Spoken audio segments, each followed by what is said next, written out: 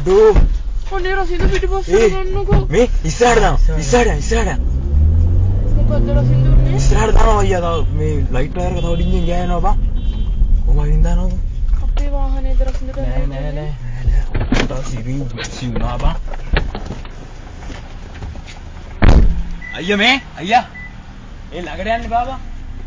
අර current wire එක උළුවට වැටෙන්නේ